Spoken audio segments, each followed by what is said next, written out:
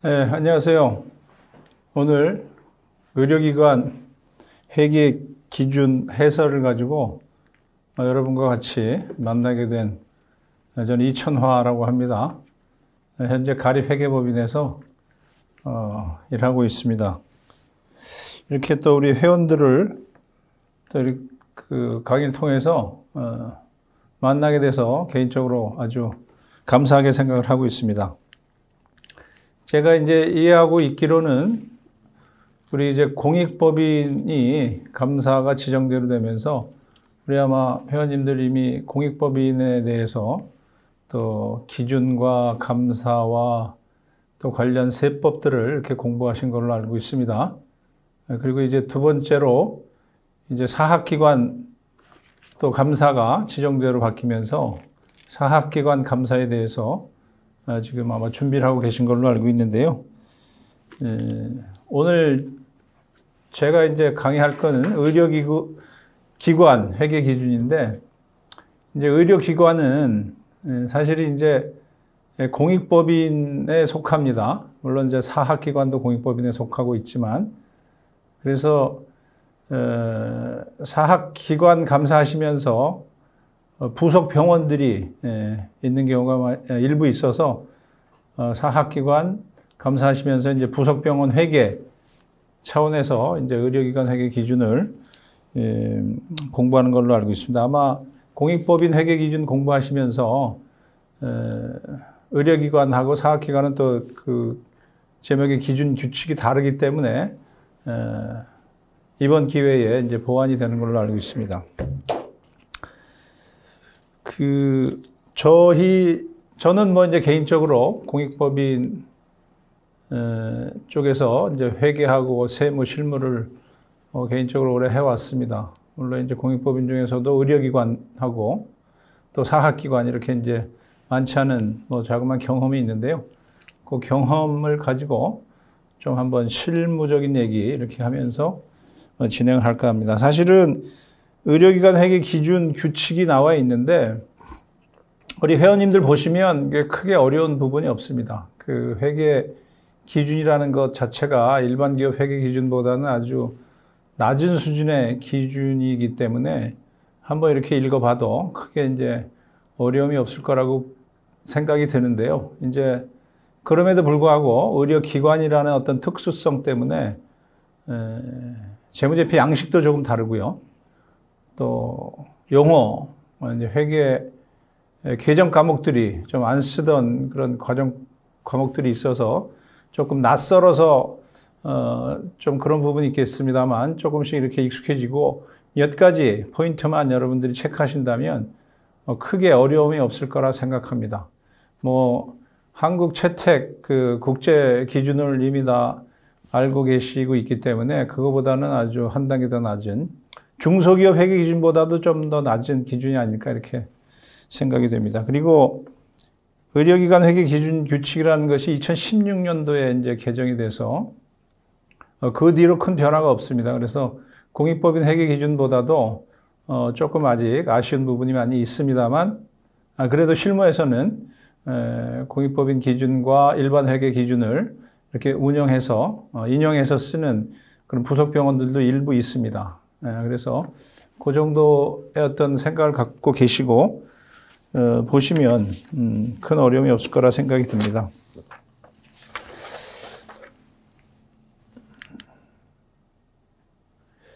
이제 의료기관을 이제 감사를 재무제표에 대한 감사를 하시게 되는데 일단 사립학교 부속병원의 회계도 설명이 있지만 사학기관 재무회계 규칙의 특례 규정에 따라서 의료기관 회계 기준을 적용하게끔 이렇게 되어 있습니다. 그래서 먼저 저희가 의료기관 회계 기준을 먼저 스터디 하시고요. 사학기관에서 조금 다른 부분을 보시면 될 것 같습니다. 그래서 의료법인은 공익법인이면서 또 외부 회계감사를 별도로 받습니다. 그래서 저희가 의료기관 회계 기준 규칙은 먼저 의료기관, 일반적으로 의료병원이라고 간단하게 생각하실 수 있는데 의료재단들, 의료법인들 감사할 때도 이 기준이 적용된다. 플러스 사학기관의 부속병원도 같은 기준이다. 이렇게 보시면 될 것 같습니다. 그래서 처음에 이제 의료법인 회계감사도 같이 준비하신다는 차원에서 보시면 좋을 것 같고요. 그래서 의료기관에 대한 좀 설명을 좀 드려야 될 것 같은데, 우리가 세법도 그렇고 뭐 회계 기준도 그렇고 주변 법률에 대해서 좀 이해가 있어야 우리가 어떤 조직을 회계 조직을 이해할 수 있을 것 같다는 생각이 듭니다. 그래서 일단 의료기관 회계 기준을 적용하는 대상은 어떻게 되어 있냐면요, 의료법 62조에 이제 나와 있습니다. 그래서 지금 뭐 개정이 돼서 시행 중인데, 직전 연도 병상 수를 가지고 하고, 또 일반 병원급이냐 의원급이냐 종합병원이냐 뭐 이런 기준으로 갖고 구분을 하고 있습니다. 그래서 직전 연도 종료일 현재 100병상 이상의 병원급 의료기관은 이 의료기관 회계 기준을 지켜야 한다, 이렇게 되어 있습니다. 예, 직전 연도 현재 100병상입니다. 그래서 의료기관 하면 병원급 의료기관이 있고 이제 의원급 의료기관이 있는데, 의원급은 주로 외래 환자들을 진료하는 의료기관으로 볼 수 있고요. 병원급은 이제 입원 환자들을 주로 하는 그 의료기관이라고 볼 수 있겠습니다. 그래서 병원급 의료기관은 사실은 치과병원, 한방병원, 요양병원, 정신병원까지 다 포함이 됩니다. 그 다음에 이제 종합병원은 당연히 들어가고요. 이게 이제 뭐 병상 기준 또는 이제 진료 과목 기준 뭐 이렇게 이제 구분이 되어 있는데, 어쨌든 2024년도 이후에는 100병상 이상의 병원급, 종합병원 포함해서 병원급 의료기관은 다 이 의료기관 회계 기준을 적용해야 된다, 이렇게 보시면 될 것 같습니다. 그래서 이제 종합병원은 그 전에 이미 그 의료기 기준을 적용을 했고요. 종합병원은 이미 100병상 이상이 되는 병원을 종합병원이라고 합니다. 여기서 이제 7개의 진료 과목이 있어야 되고 300병상 이상이면 뭐 9개 이상의 전문 진료 과목이 있어야 된다, 이렇게 구분을 하고 있습니다. 그래서 여기에 요양병원이나 정신병원, 종합병원들은 이제 앞으로 이 의료기관 회계 기준을 지켜야 한다, 적용해야 된다, 이렇게 좀 이해하시면 될 것 같고요.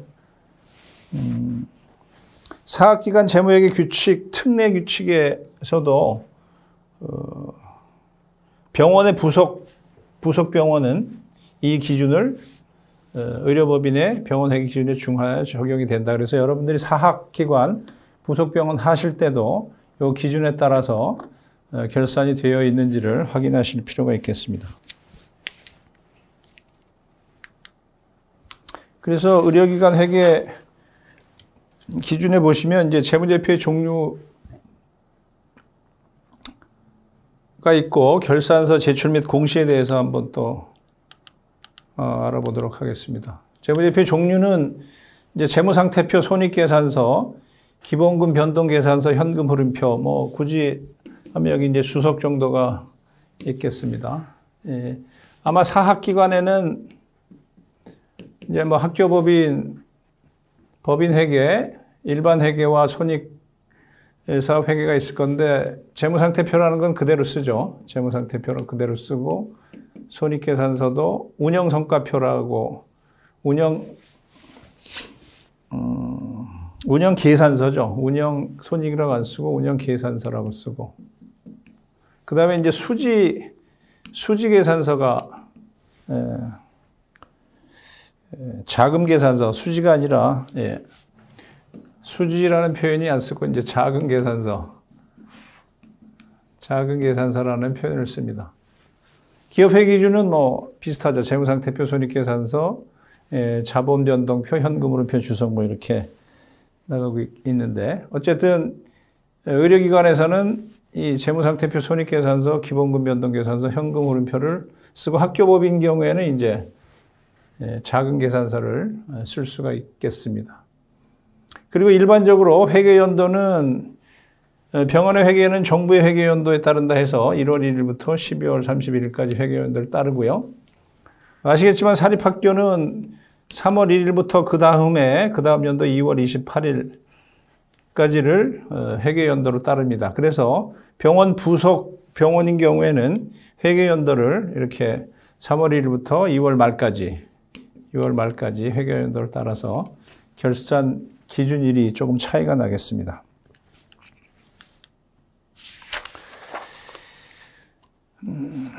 그리고 이제 의료기관은 결산서 제출 및 공시 의무가 있는데요. 물론 이제 그 의료기관도 공익법인이기 때문에 사립학교도 공익법인이기 때문에 이제 국세청 홈택스에 공익법인 결산서를 공시하는데 이제 당연히 하고 있습니다만 별도로 그 한국보건산업진흥원 이 사이트에 가서 의료기관 회계정보 공시 시스템인데요. 이렇게 공시를 합니다. 여기 그래서 이제 재무상태표와 부속명세서, 손익계산서, 기본금변동계, 현금의료표를 이제 공시를 해야 합니다. 이 부속명세서에는 이제 한 7가지 정도가 있는데요. 의료 미수금 명세서, 재고자산 명세서, 유형자산 명세서, 감가상각 명세서, 또 차입금 명세서, 일반적인 게 있고요. 그 다음에 이제 특이한 것이 진료 과목별 이제 외래와 이제 입원 환자의 수익 명세서를 이렇게 뽑게 되어 있습니다. 물론 이제 손익계산서에 이제 큰 금액으로 나오겠지만 명세서를 이렇게 부속 명세서를 작성하게 돼 있다 이렇게 보시면 될 것 같고요. 그 다음에 직종별 인건비 명세서도 작성해서 같이 제출을 해야 된다 이렇게 보시면 되겠습니다. 그리고 상속증여세법에 의한 공시도 당연히 따라야 될 것 같고요. 올해는 이제 이게 4개월 이내에 올해 4월 말에 다 이미 제출을 했습니다. 그 다음에 이제 사학기관은 어떻게 되느냐. 부속병원과 연관돼서 사학기관의 부속병원 회계도 같이 3개월 이내에 2월 말부터 3월 이내니까 5월 말까지 사학진흥재단 대학 재정정보 시스템에 똑같이 공시를 해야 된다. 그러니까 이제 2군데다 해야 되는 거죠. 그 주무부처라고 할까요? 관련 기관에 하고, 그 다음에 이제 국세청 홈택스에도 해야 되고 하는 2가지 의무가 있습니다. 그래서 제출 현황을 한번 보시겠습니다. 한국보건산업진흥원에서 2021년도 제출 대상을 분석해 놓은 자료가 있는데요. 일단 의료기관이 종별 구분이 이제 상급 종합병원이 42개, 일반 종합병원이 316개. 이제 앞으로는 이제 100병상 이상 병원급 종합병원이 아닌 병원급 정신병원이나 요양병원도 이제 제출하고 기준에 따라서 결산해서 제출할 예정입니다만 이렇게 되어 있습니다. 그래서 이제 상급 종합병원은 2021년도로 3개가 한 45개 정도 된다고 이렇게 알고 있습니다만 어쨌든 중증 환자들을 특별히 전문적으로 치료하는 병원을 또 상급 종합병원으로 이렇게 이제 지정을 하고 있습니다. 3년 단위로 지정을 하고 있는데 그 대부분의 이제 대학병원들이 상급 종합병원이 되겠습니다. 수련의 과정도 이제 가능한 그런 병원이 되겠습니다. 그래서 상급 종합병원 종합병원인데 그 의료기관을 개설할 수 있는 어떤 자격이 의료법에 또 있습니다. 의료법 33조에 의료기관을 지금 이제 의료기관이라는 표현이 이제 의료법에서 나오는데 의료기관 개설 할 수 있는 자격이 있는데 거기에 이제 개인 이제 의원급 병원급 종합병원 뭐 이렇게 이제 나눌 수 있겠죠. 그래서 우리가 얘기하는 이제 학교법인도 의료기관을 개설할 수 있고, 부속병원을 한 65개 정도 돼 있고, 국공립 뭐 지방의료원 해가지고 한 65개 정도 되고요. 그 다음에 대부분 이제 의료법인이죠. 의료법인이 제일 숫자적으로는 거의 한 제일 많은데, 의료법인도 의료기관을 개설할 수 있고, 사회복지법인이나 특수법인, 재단법인도 의료기관을 개설할 수 있습니다. 개인도 물론 이제 개설할 수 있는데, 여기에 개인은 이제 뭐 그 의원급 또 의원도 있겠죠. 근데 이제 여기는 종합병원에 해당하는 개인이 종합병원을 운영하는 그 100병상 이상 되는 병원을 운영할 수 있는 개인도 한 72개 정도 있다, 이렇게 보시면 되겠습니다. 그래서 이것은 의료기관을 개설할 수 있는 어떤 자격에 대해서 한번 참고적으로 보시면 좋을 것 같습니다. 그래서 이제 의료기관 회계 기준 규칙이 있고요. 그 다음에 좀 더 이제 자세하게 언급되어 있는 것이 이제 의료기관 재무제표 세부 작성 방법 고시된 게 이제 보건복지부에서 고시해 놓은 그 방법들이 있습니다. 여기에서 이제 보면 재무상태표, 손익계산서, 자산부채 평가, 기본금 변동계산서, 현금으로표 주석해가지고 쭉 설명이 되어 있는데, 그것들을 이제 하나씩 한번 보겠습니다. 그래서 기본적으로 뭐 우리가 회원님들은 다 아실 기준입니다. 뭐 특별히 구분 격리한다, 구분 표시한다, 그 다음에 총액 기재한다, 뭐 유동성 1년 기준으로 유동성 배열한다. 유동성 배열이 여기 있고 1년 기준이다. 그 다음에 이제 미결산 항목을 적절한 과목으로 이제 표시해줘라 해서 기업회계기준서와 어떤 그 개념이나 원리는 큰 차이가 없다, 이렇게 보시면 될 것 같고요. 그래서 이제 개정 과목을 하나하나 이렇게 보시겠습니다. 근데 이제 여기 특별히 현금 이렇게 이제 다 재무제표 양식에도 나와 있습니다만, 현금, 현금성 자산 뭐 읽어보시면 그 내용이 특별한 건 없습니다. 일반 기업회계 기준에. 근데 이제 요 단기 매매 증권에서는 뭐 뒷부분에서도 한번 설명이 나옵니다만, 우리가 단기 매매 증권과 이제 투자 유가 증권으로 이렇게 두 개로 구분합니다. 그래서 매도 가능 증권 뭐 이런 식으로 구분 안 하고 있다라고 보시면 될 것 같고요. 그 다음에 이제 의료 미수금에 대해서는 의료 미수금 이제 명세서, 부속 명세서도 이제 작성한다고 그랬는데, 이게 이제 병원은 주로 이제 외래 환자를 주로 하기 때문에 이제 재원한 사람들의 미수금, 또 퇴원 미수금, 이렇게 이제 개정 과목들은 외래 미수금 뭐 이렇게. 근데 실제적으로 요즘 뭐 미수금이 뭐 신용카드 제도가 일반화되어 있기 때문에 일반적으로 이제 미수금이 이렇게 많이 발생되지는 않습니다만, 보험급여에 대한 청구 미수금들이 많죠. 그래서 그런 미수금들을 그 환자별 또는 그 입원 형태별 뭐 이렇게 미수금을 있고요. 나머지 단기 대여금, 뭐 대손 충당금, 미수금 이런 것들은 특별히 우리 회계 기준과 일반 기업 회계 기준과 큰 차이는 없습니다. 또 보시면 이제 미수 수익도 계산하게 돼 있고요.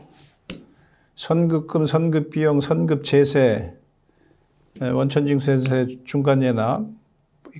그래서 이제 여기 의료 법인이 법인세를 납부하냐 안 하느냐, 이제 이 부분도 이제 한번 얘기가 돼야 되는데, 어쨌든 학교법인 같은 경우는 이제 법인세 납부 의무가 거의 없습니다만, 의료법인은 법인세 납세 의무가 생깁니다. 그래서 이제 선급 중간연합 이런 것들이 나오고 있고요. 이연법인세 자산도 우리 유동자산에 나와 있고 또 비유동자산에도 이연법인세 자산이 이렇게 있어서 여기 이제 이연법인세 처리도 할 수 있게끔 이렇게 세부 작성 방법에는 표시가 되어 있습니다. 그 다음에 이제 국고보조금이 나와 있는데 이제 의료법인 또는 사학기관 부속 병원에도 이제 정부 지원금이나 이런 장비, 시설 이런 데에서 국고보조금이 나오게 됩니다. 그러면 뭐 현금이나 예금에서 차감한다든지 그 해당 고정자산에서 차감하는 형식으로 이렇게 표시를 하면 될 것 같습니다. 그 다음에 이제 두 번째 유동자산에서 이제 얘기하는 부분이 이제 재고자산인데요. 일반적으로 이제 저희가 뭐 상품이나 제품, 원재료 이런 구분이 일반적이지만 의료법인에서는, 의료기관에서는 이제 특이하게 나타나는 것이 이제 약품이 있죠. 약품, 진료 재료. 진료 재료에 보면 이제 그 진료 목적으로 보유하고 있는 각종 재료와 진료 용구로서 1년 이내에 사용되는 재료 이렇게 하고 있고요. 넘어가면 이제 급식 재료도 있고 저장품도 있고 의료 부대 비용 이렇게 해서 재고 자산이 좀 다양하게 종류가 되어 있습니다. 그래서 제일 재고 자산 중에서 제일 비중이 많이 차지하는 게 이제 약품이죠. 약품인데 뭐 아시겠지만 의약 분업화돼 가지고 의료기관에서 보유하고 있는 재고 자산은 그렇게 규모가 크지는 않습니다. 여러분 이제 감사하시면서 재고 자산에 대한 그 실사 뭐 문제도 있을 건데 보면 전체 자산 총계의 1% 뭐 플러스 마이너스 정도 이렇게 재고가 그렇게 많지는 않습니다.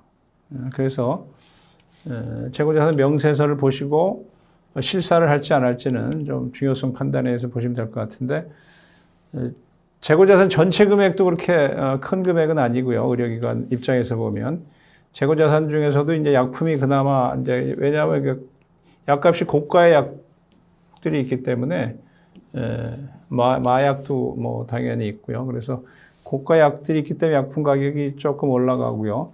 진료 재료 이런 분들은 그 병원도 요즘은 뭐 그렇게 많은 그 재고 자산을 보유 안 하고 외주 창고를 뭐 의약품 그 업자들의 이제 창고를 빌려줘서 그쪽 병원 내에 있지만 병원 재고가 아닌 뭐 그런 상황으로 운영을 하고 있습니다.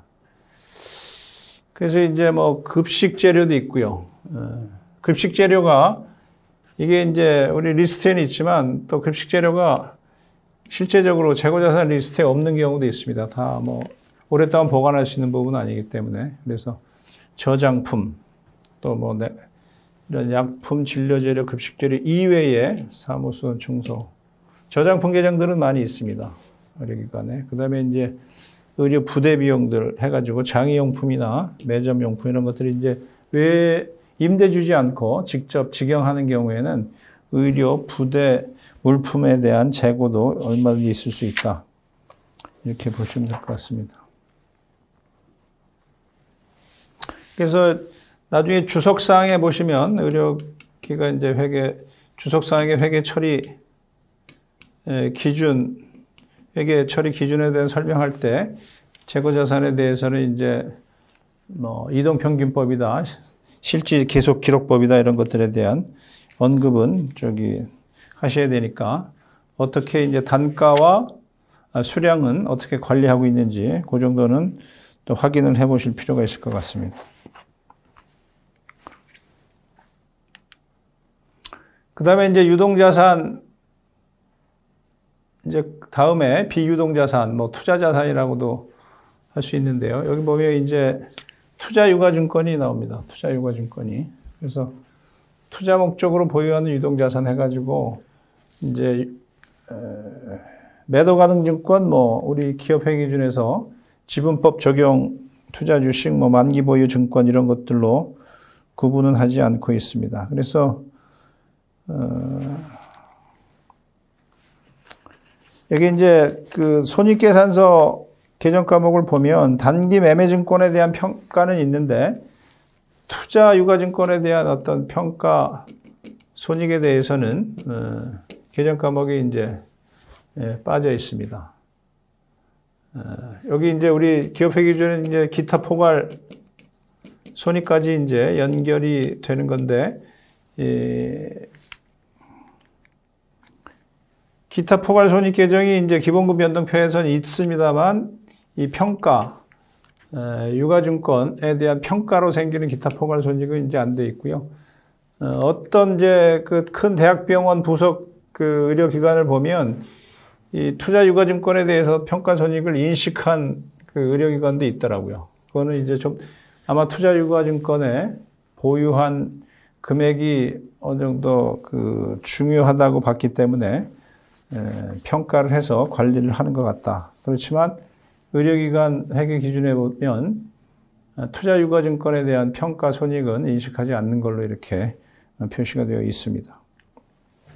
그 다음에 뭐 장기 대여금, 또 대손 충당금, 퇴직보험 예치금, 보증금, 뭐 기타 투자자산 이런 것들은 일반적으로 보서 여러분들이 알 수 있을 것 같습니다. 그 다음에 이제 유형, 비유동 자산 중에서 이제 유형 자산이 있는데요. 유형 자산은 특별히 토지, 건물, 구축물, 기계장치, 의료 장비가 이제 하나 일반 영리기업하고 좀 차이가 나겠죠. 의료 장비. 그 다음에 이제 뭐 병원 같은 거를 건설할 경우에 이제 건설 중인 자산이 있을 수가 있고, 감가상각도 계획이 다 있습니다. 여기서 국고보조금도 차감 계정으로 얼마인지 나타날 수 있는 계정 과목이 되겠습니다.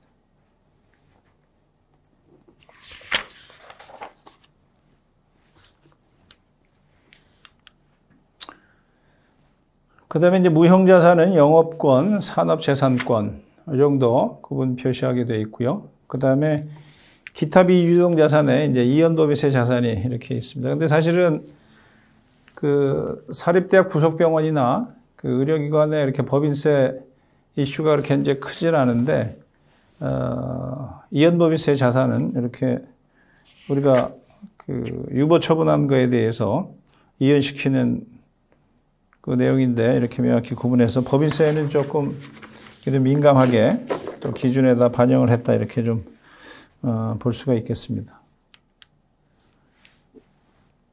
그 다음에 이제 자산 쪽은 뭐 봤고요. 그 다음에 이제 부채 쪽으로 넘어가서 우리 유동배열을 한다고 그러기 때문에 1년 단위로 해서 유동부채 이렇게 나누면 뭐 1년 이내에 상환할 부채인데, 매입 채무, 단기 차입금, 미지급금, 선수금, 이 병원에서도 아직 치료가 되지 않고 미리 받은 치료비에 대해서는 이제 선수금으로 나타날 경우도 있습니다.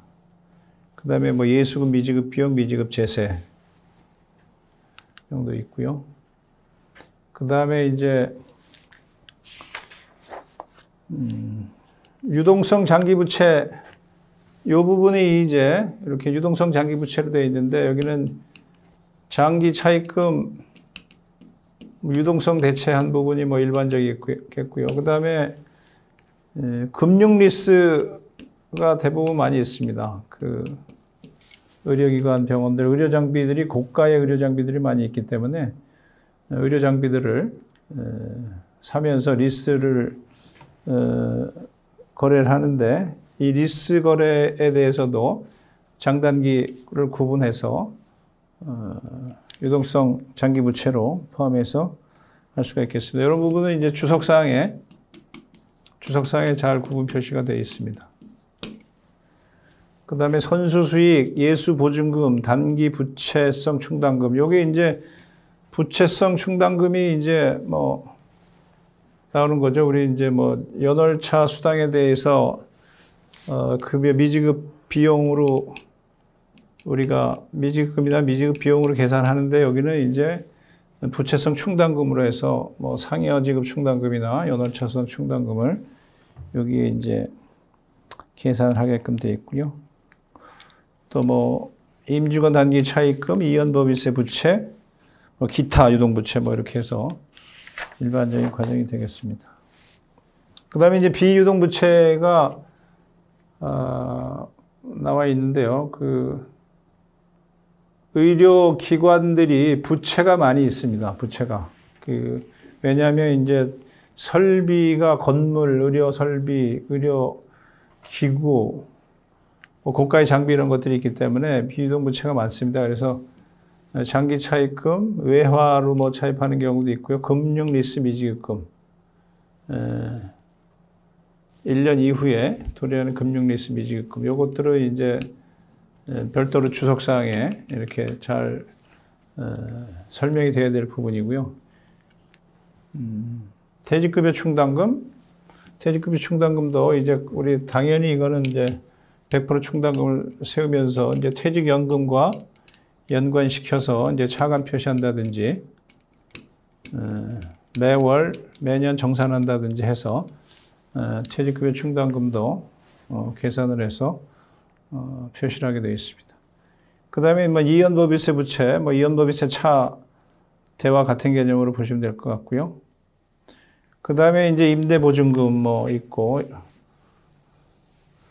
병원들이 임대보증금이 의외로 많습니다. 요즘 뭐 이제 식당이나 뭐 매점, 뭐 1층에 이제 뭐 부대 시설들이 많기 때문에 직영하지 않는 데들은 다 임대보증금을 받고 병원을 이제 부대 시설 운영하기 때문에 임대계약 임대보증금 금액들이 많습니다.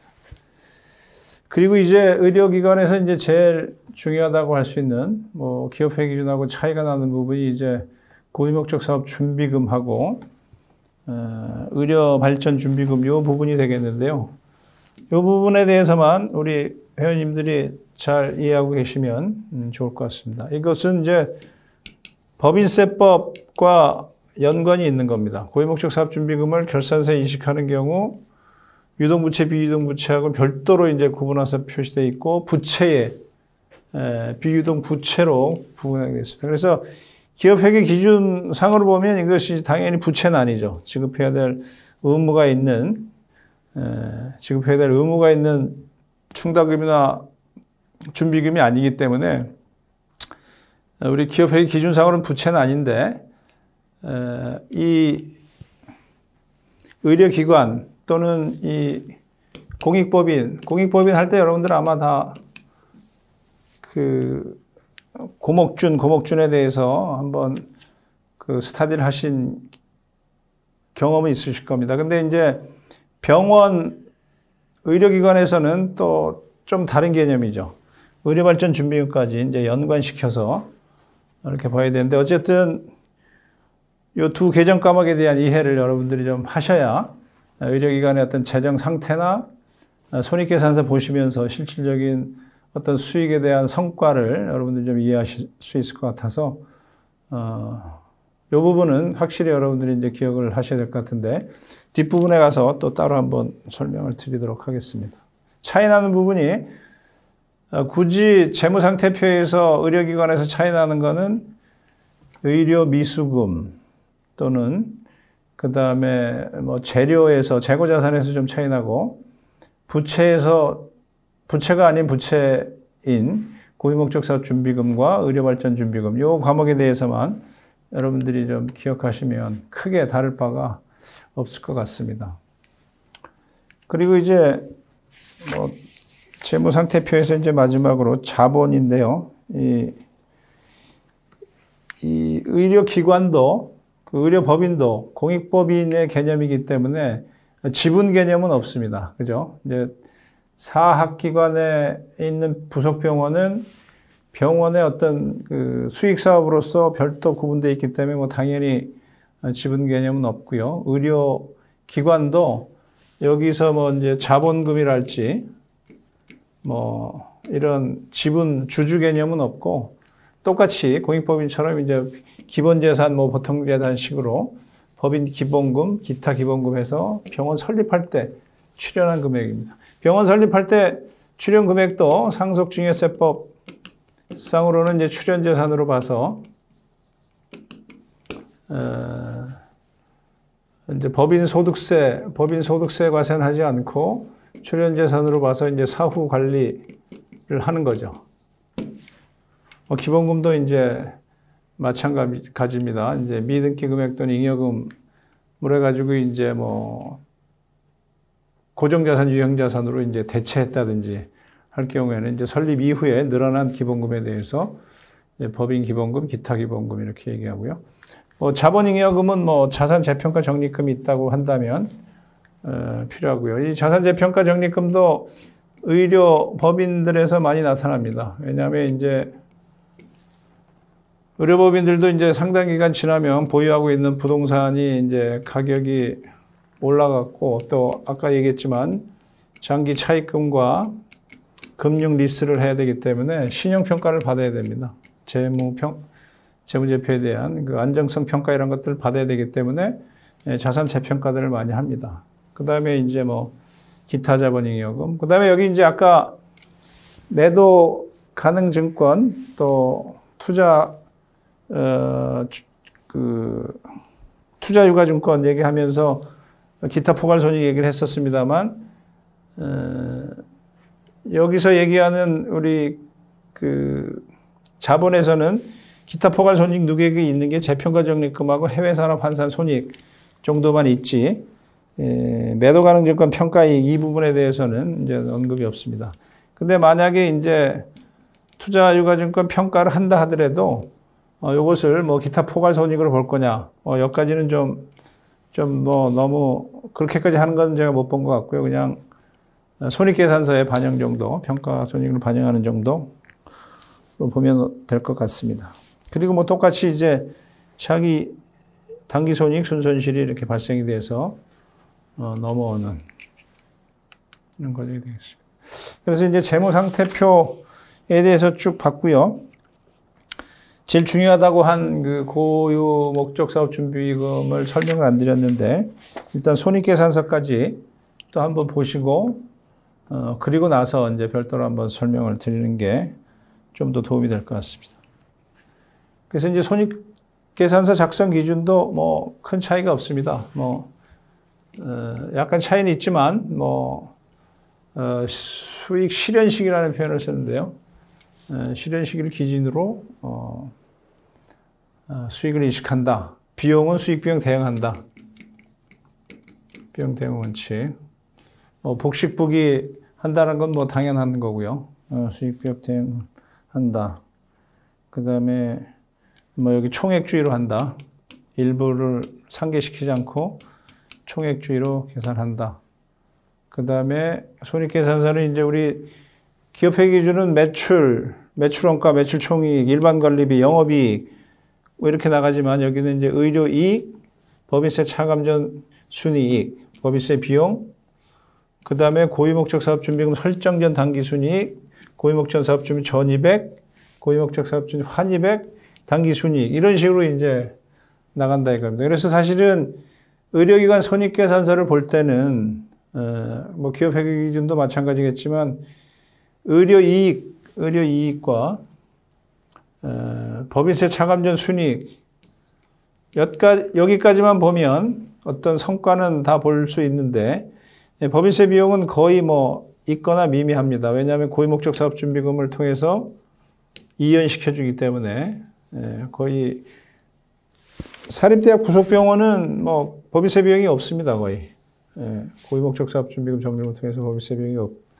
없기 때문에 실 의미가 없고요. 근데 그 밑으로 이제 고유목적 사업준비금 설정 전 당기순이익, 고유목적 준비금 전입액 이것들이 손익계산서에 이제 표시되는데 이것이 사실은 이제 비용이 아닌 거죠.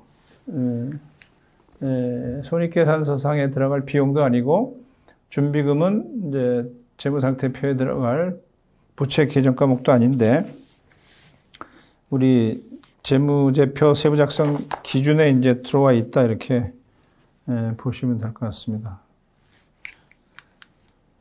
그래서 이제 의료 손익계산서를 보시면 이제 큰 틀에서 의료 수익을 볼 수 있는데요. 사실은 이제 병원의 어떤 진료나 병원의 어떤 용역에 대한 수익 인식은 기업회계 기준 16조 용역 제공에 대한 수익인식 기준을 보면 이제 진행 기준이 일반적이다 이렇게 얘기를 하고 있습니다.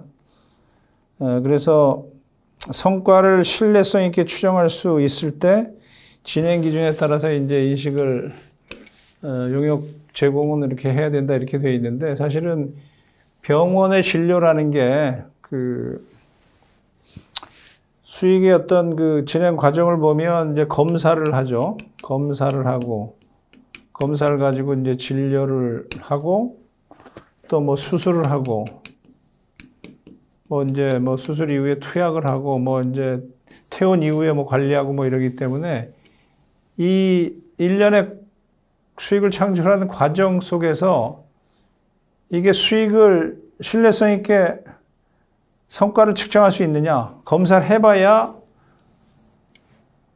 또 진료 여부를 알고 진료를 해봐야 또 수술 여부를 알고 뭐 이러기 때문에 이 단계마다 어떤 정도의 어떤 비용이 들어가고 어느 정도의 비용에 투입한 거에 맞춰서 수익을 얻을 수 있느냐에 대해서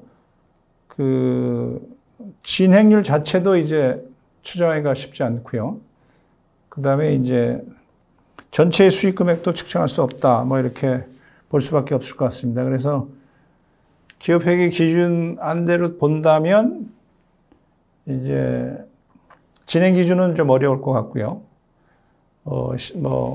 수익을 인식할 때 비용이 먼저 투입이 되니까 비용 투입한 거에 비례해서 이제 수익 비용 대응 원칙의 수익을 인식해야 되는데 일반적으로는 이제 용역 제공이 완료된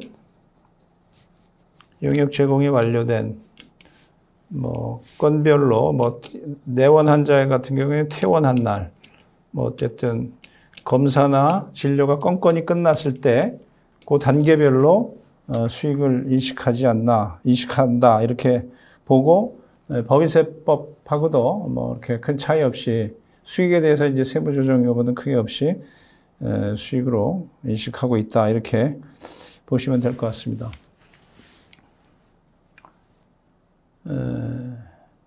여기 입원 수익에 대해서 평가 부분에 가서도 이제 할인, 진료비, 이제 병원은 진료비, 애누리, 할인, 또 극빈 환자에 대한 감면, 영구형 환자에 대한 진료비 감면 이런 것들이 이제 다양하게 이제 발생을 합니다. 이때 발생하는 것들을 이제 어떻게 처리할 거냐라는 궁금증을 우리가 가질 수 있는데요.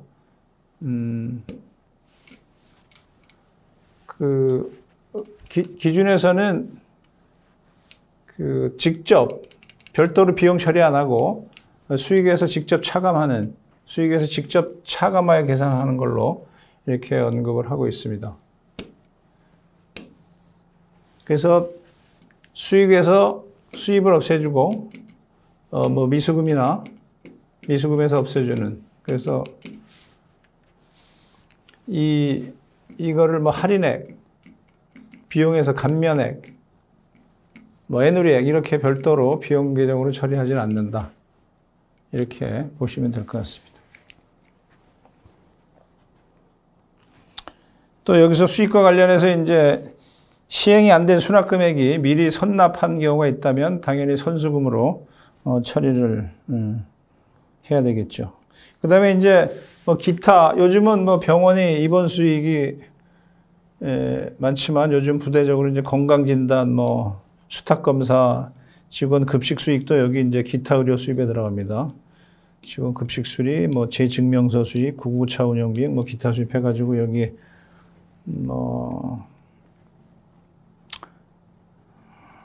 구분하게 되어 있습니다.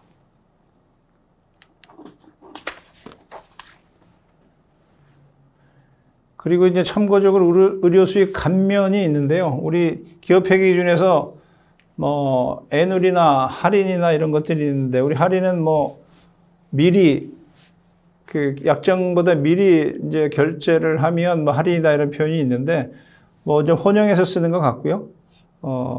핵심은 진료비에서 직접 차감한다. 별도 계정 과목을, 비용 계정 과목을 쓰지 않고 직접 차감한다. 그 다음에 영구형 환자나 자선 환자에 대해서 진료비 일부 또는 전부를 감면해 주는 경우 수납한 금액만으로 뭐 이제 현금 기준 비슷하게 해서 수납한 비용만을 수익으로 계산한다. 그렇게 해서 요 감면액에 대해서는 주석사항에 감면 금액을 별도로 의료 수익에서 구분 표시하게 되어 있습니다.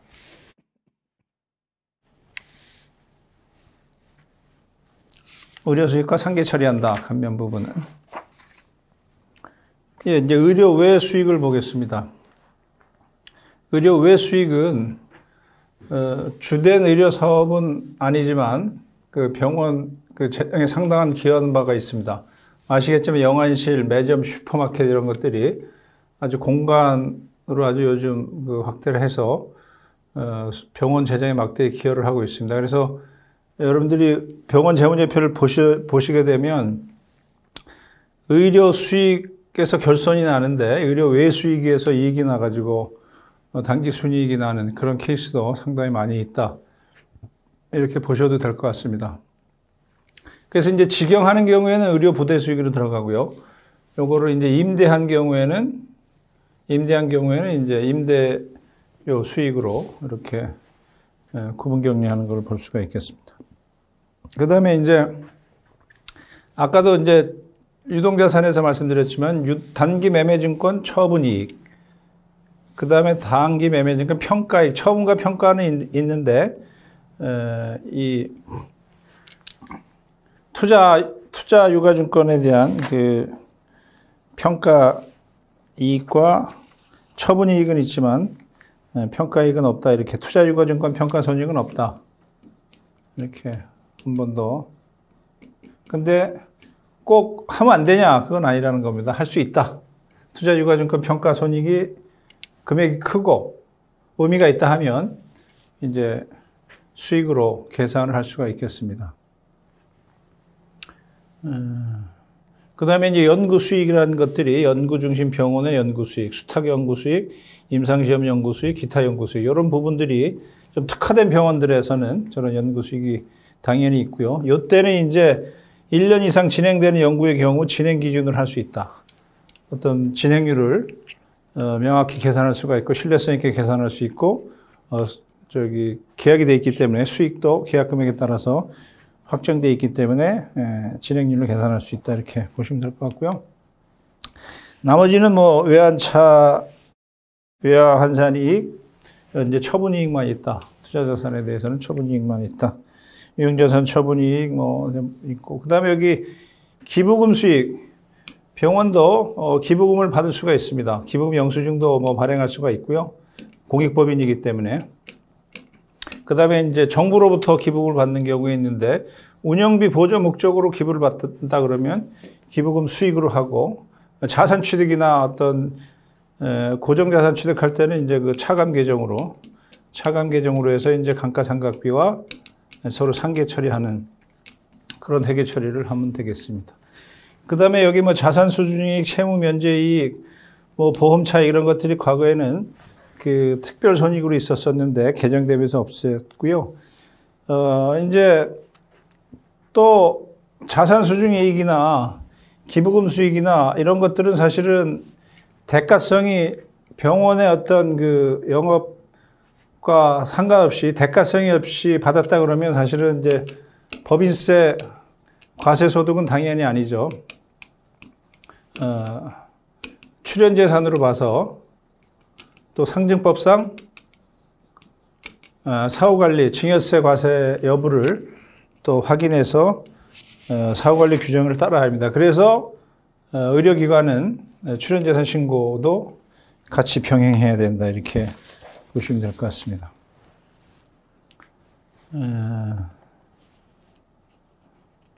여기까지 좀 하고 또 좀 잠깐 쉬었다가 또 진행하도록 하겠습니다. 네, 잠깐 쉬겠습니다.